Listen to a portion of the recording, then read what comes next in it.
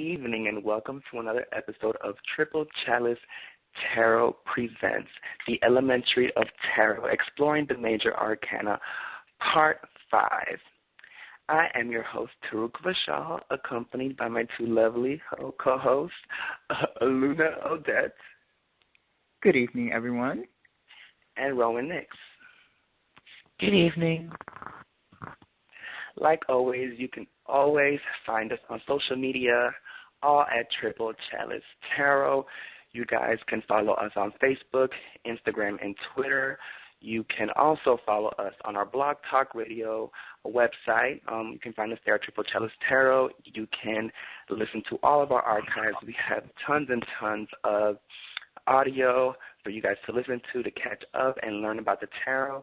So let's get it started. Last week we left off with the Justice card. Now the Justice card, this is a card about law and order. This is a card about reestablishing balance. This is a card about law, basically. Okay, so last week we very briefly, during the end of the show, we're discussing her, so I want to finish this, and I want to hand it over to Rowan. So Rowan, what do you see when you look at the Justice card? Well, the Justice card is really a reminder that everything does have balance in this world. What goes up must come down. For every dark there is a light, et cetera, et cetera, et cetera. And especially when you get this card in a spread, this is not a card that you want to run afoul of, because this card is also about settling debts. It's about the fact that, whatever you send out does come back, and you don't leave the table without paying your bills. Nobody does. So this can be a good card if you're waiting on justice for something or some kind of retribution, but it can also be a negative card if you have unfinished business in a particular area.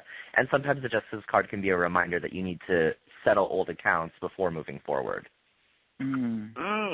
Definitely. Aluna, what do you see when you look at the Justice? Well, knowing justice is astrological association, which is ruled by Libra, we can see the impartiality here that this card talks about bringing about. Sometimes it's best to remain impartial to a lot of situations, especially if they're out of our control. But I like what Rowan touched on about, settling the legal matters, settling old debts. The sword is upright in the Rider-Waite depiction, so this signifies victory. If this card comes up in a reading where someone is, the querent is in question about going to court or handling the dispute or dividing property or something that needs, again, impartiality, this card will definitely come up and kind of signify good fortune or good favor in the querent's behalf. Also has to deal with intellect, logic. The sword is very present here. So also paying attention to what's rightfully yours and standing up and taking confidence a lot of times in things and reaping of what you deserve. The colors here are red. That signifies, passion, aggression, a bit of force. Okay, and the law has no emotion attached to it. So that's definitely what I see with this card. Definitely, and I like how you brought up the sword, which has to do with logic, and the balance on the left-hand side has to do with the emotions and the intellect and the intuition, so it's having that balance of having the logic, having the proof, but also your feelings and what you're feeling, and when that has to do with the law and order, and the courts and things like that, you have proof, but also, you have to follow your intuition and what the person says, and, things that go unsaid, the energy, you have to follow it. So it is both the logic and the intuition that one must follow. So let's talk about the reversal. Okay. We could start with you, Aluna. What do you see when you look at the reversal of the Justice? Well, I am seeing definitely unfairness, a lack of accountability, dishonesty, So definitely if this card came up in reverse in a reading where the querent was handling a legal dispute, it seems like there are some things that are hidden. Maybe the querent isn't being all the way open and honest at times. There's something really holding against them, and the law is not in their favor. They're pretty much at fault. also, I feel like this has to do with a lack of, I want to say a liar, because this is showing a lack of morality, because justice is about doing things upright. It is about having a sense of nobility and dignity in how your engagements with people or things, issues, So this being in reverse, I'm seeing a dishonest person, and negative quality traits of Libra is that of being dishonest, being a bit very tactful, or tactical, I'm sorry to say. So I definitely see that, the reigning in dishonesty and just, That is very true. The dishonesty is very true. Also, the injustice, of course, the reversal of justice is injustice. So getting things, well, not getting things, but, the result, or, what is it called, like when the trial is over, the judgment, it being not in your favor, it being wrong, the wrong person getting locked up, or the wrong person, set free. This is also about, being a hypocritical behavior. You say one thing and you do another. You're not standing in your truth. You're not standing in who you are. You're a liar, a fraud. Okay. So definitely, the justice card is a lot of negative things in the reversal. Rowan, what do you see when you look at the justice in reversal? In reverse? Mm-hmm. Yes. Okay. Well, I like that Aluna did touch on the aspects of Libra that definitely go into this card, because it's also been my personal experience that with Libras, they either kind of go one of two ways, and if they're usually a more honest or loyal person, then they're very fair, they're very, diplomatic and tactful, etc. But if they're not, they tend to be very conniving, very sneaky, very shady, very much trying to turn the hand of the law kind of a thing. So that definitely goes into this card as well. In the reversal, this card can also show that the eye of justice is on you, so whatever you're doing, you better cut it out, because it's going to get found out with a quickness. It could also mean that somebody's run afoul on you on like a business deal, or maybe a lover's not being truthful with like a lover's card. It is a major arcana, so it can apply to any area in your life. And I like what Taruk was saying about living in your truth and everything, because that's really what the heart of the card is. The card is about fairness. The card is about making sure everything is set to right so that you can move on forward evenly and not have to worry about the scales tipping one way or the other. Yes, excellent. Definitely. Okay, so we're moving on to the next card, and it's the Hanged Man. So when we look at the Hanged Man, we see this man, he's upside down. Basically, he has this type of like light around his head. Like a halo. The halo. And the blue symbolizes knowledge, and the yellow symbolizes his high ideals. And also, the bright yellow shows spiritual attainment, the halo around him, okay? And then the background being gray, it's suggesting invisibility. So this card symbolizes wisdom, okay? It's spiritual wisdom, spiritual strength, having an inner depth, an inner. It's kind of like, I don't want to say like Scorpio, but it's kind of that bottomless well, that inner depth, It's a card about mysticism, about the spiritual realm. It's also a card about sacrifice, being able to sacrifice, because a lot of times, when, it reminds me of the monks, they sacrifice everything. They sacrifice love, they sacrifice having a family, they sacrifice a lot of things to sit up on that mountain, in those beautiful monasteries and live their whole lives in meditation, and that's the ultimate sacrifice, to sacrifice your human desires and needs in order to attain spiritual knowledge and a higher elevated, form of spiritual wisdom. So I'll start with Rowan. What do you see with the Hangman? Well, let me start off by saying that this is probably my least favorite card in the entirety of the tarot deck, because I have such a personal history with it. It's, my own personal demon card. In the upright position, if we're talking about the positive aspects of it, you're right, it is about sacrifice. It is about patience. It's about letting things come to you and not trying to force something to bloom before it's ready.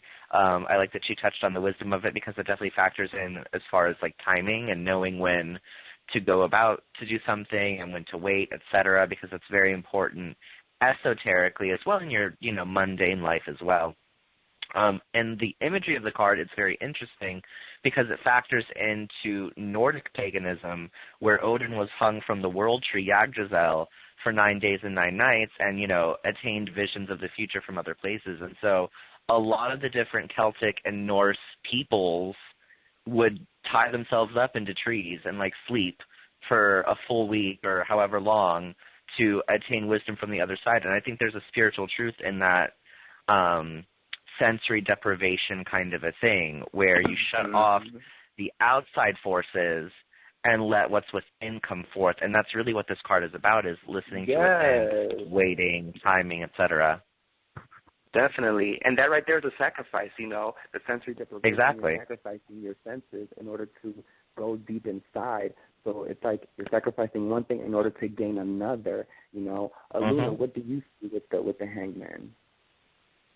Well, I love how both of you talked about, this really being an act of self-sacrificing. It's walking away from the mundane life and really giving up your privilege, societal privileges, as far as a luxury house, a luxury car, and you going out and really coming back into terms. It's a total perspective change, because now he's upside down, so he's looking at, how in certain religions, I'll tell you about the Thailand religion, they view the feet, the monks view the feet as the most offensive part on the body because it touches the ground.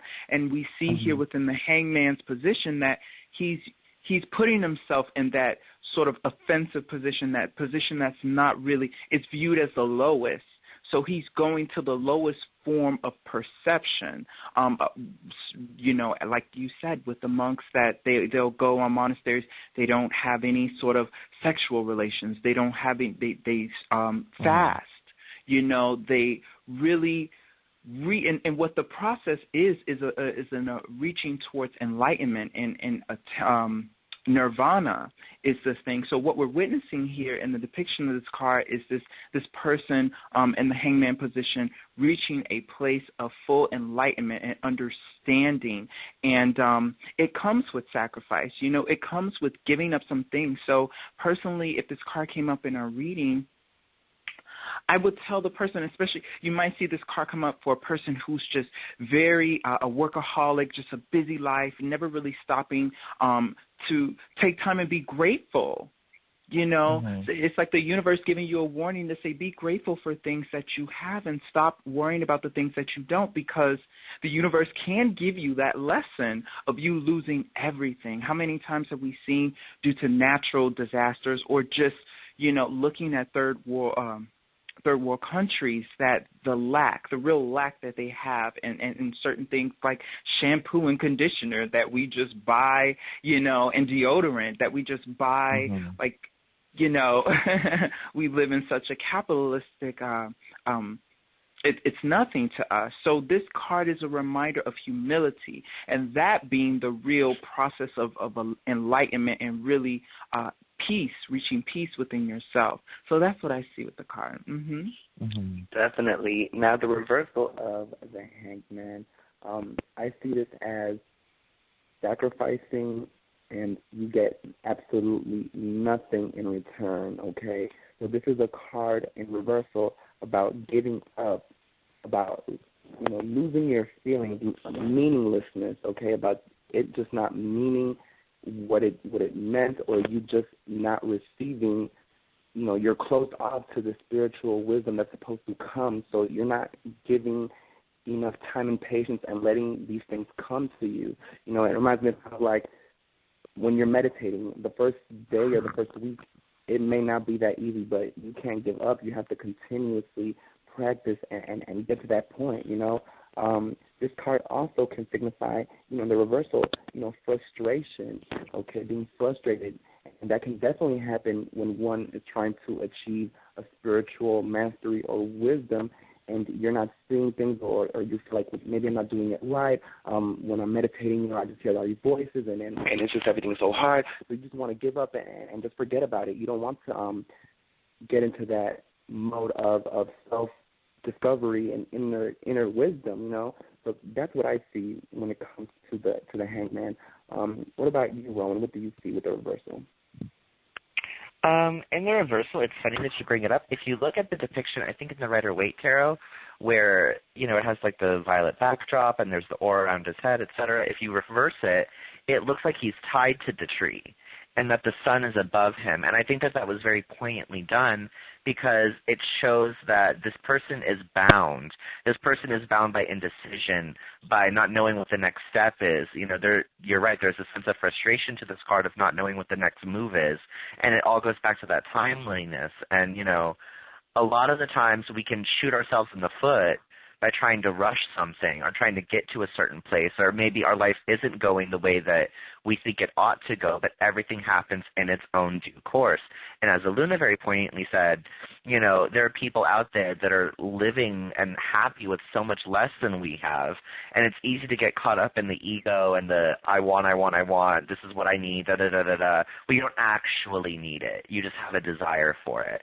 And I think that in our consumer-driven society, it's easy to get caught up and think that desire is what we're here for, but it's not. We're here for knowledge. We're here for wisdom, and sometimes that comes from suffering. So if we are in an extended period where we don't know what to do and we're caught in indecision and it's best just to breathe and go with it. If you fight the current, you're just going to damage yourself. But if you flow with it, it could take you to a better place or take you to a refuge. So that's what I see. Definitely, yes. Okay. Aluna, what about you? What do you see with the reversal of the hangman? I think you both exquisitely slayed it, but to add to my own, I feel like this card, and I'm looking at the depiction of it in the upright position. I know how you guys see this sort of as a bad thing, but I mean, in the depiction of it and what it's giving to me, I'm seeing that a person being able to be upright and yet still attain that sort of enlightenment. So it seems to me that this person, but they are still tied. They are still tied, and they are still bound in the situation. So it's kind of like the two sides of the same coin, because even though being bound, they're still reaching a point of enlightenment. So maybe the hardship of a reality that they're experiencing, they themselves are more humbled by it instead of being sort of, because the extreme is being tied upside down. Being tied all together, it brings about discomfort, but then to go about and make it even more by hanging upside down, it's like you really are reaching for the bottom. But upright, it seems like the situation isn't too harsh upon them, yet they are still learning from it. They are still growing from it. So it's definitely hints at a period of enlightenment, a period of attainment, but the situation that they've been thrown into isn't as severe, So that's what I see with the reversal, something very lighthearted. Okay. All right, so let's move on to the next card, which is the Death card. Yay. Okay, dun, dun, dun. I know. The Death card, this is a card that is about transformation, okay? It's a card about letting go of the past. It's a card about new ideas, The part about the transformation, and concerning death, it's kind of like the caterpillar, turning into the butterfly. When it's in that cocoon, that is a form of death and transformation, and that change right there, that newness of that rebirth, that transition right there is the Death card, in my opinion. This is a card about renewing the ego, okay, having new ideas of the world. That caterpillar, when it was a caterpillar, it had one idea of the world, it saw the world in one way. But once it had a transformation and that death and was resurrected and reborn as that butterfly, there was a whole new way of looking at the world. Now the butterfly can fly and see the world in a whole new different way. So it is a transformation of the ego and a renewal. And the death card also is a rejection of superficial things. So it is like an evolution. I think the death card, concerning the hangman previously, the death card I feel is what happened to the death man. I mean, not the death man, what happened to the hangman to achieve his spiritual death, okay? So you're in your hangman position, and then you have to achieve that death. That is a form of spiritual death. It's kind of like ecstasy, a spiritual ecstasy, a spiritual death to then, arrive to the other side, okay? And many people are afraid of that spiritual death. But what's on the other side is so much more fulfilling, spiritually fulfilling. Okay, so Aluna, what do you see when you look at the death card? Well, my favorite depiction in tarot of the death card is from the Shadowscape tarot, is what I definitely have to say, because what's depicted is a phoenix rising from the ashes. And I think just that mythological association fits so well with what death truly is about, which is transformation, because nothing in this universe is ever truly destroyed. It's just transformed. It's transmutated. And that's what the process of death is, a transmutation, which everything changes, everything, it's the part of the cycle. It's the other side of the luminescence, where on one side is the life in the white, in the yin, I believe. Yang would be the darker. So it's the other side. It's represented as a yang factor. And a lot of times, like Taruk said, we fear that. We fear the uncertainty. We fear the unknown. We fear what's on the other side if it's not, obvious to us or promised. There's nobody besides one person with which we have no testament of, who's come back from the grave. We've had people that have had near-death experiences, and they've gone on to see other things, but none of us can truly say. So that uncertainty applied to all situations when we're so fixed in our lives, or so fixed in a relationship, so fixed in a lifestyle, in a routine, and then all of a sudden this transformation comes upon us. And it's usually one that happens very swiftly. It's one without mercy. It's one that, literally sometimes you have to just pick up everything and move on. You really don't have time to mourn. It's such a quick passing. That's really how death actually happens to all things living. It's like 1 second you're here and the next second you're gone. So it's a power to be respected. It's a power to be awed upon, and embraced in a way, because taking the fear away from that transformation can give you the strength and the power that when you're on the other side, when you breach through that threshold, that you can go on and carry on with what you need to do and not be permanently stuck in that death situation. So that's what I see upright. Okay. Rowan, what do you see? This is probably one of my favorite cards of the tarot deck, which is funny because it comes after my least favorite card. But this card is really about transformation, and I do love the Shadowscape depiction more than anything because it kind of takes the dread out of this card. This card comes up in a spread, and people tend to freak out because people fear death, and rightly so. It is chaos. It is change, and sometimes that can be painful, but what they're actually afraid of is the unknown. But who's to say that where we go next, or if we even go anywhere, is any worse than here? I think we all kind of have to go through instances in our life where we have to change, and we have to let old parts of ourselves die that don't serve us anymore.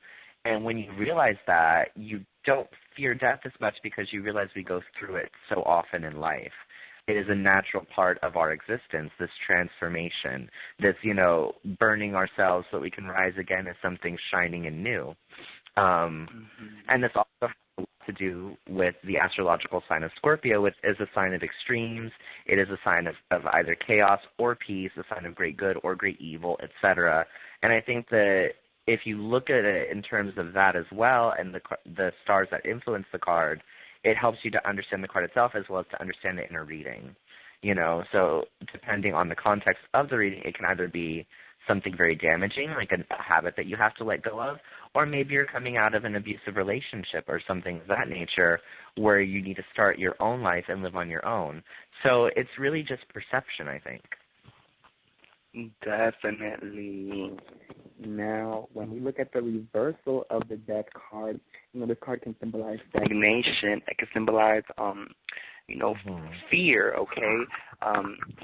Fear of facing change. When I see that in my head, I see like a 98-year-old man who is trying to find the cure to old age, who is trying to find anything he can in order to stay alive, even though he's on his deathbed. He's just afraid of death.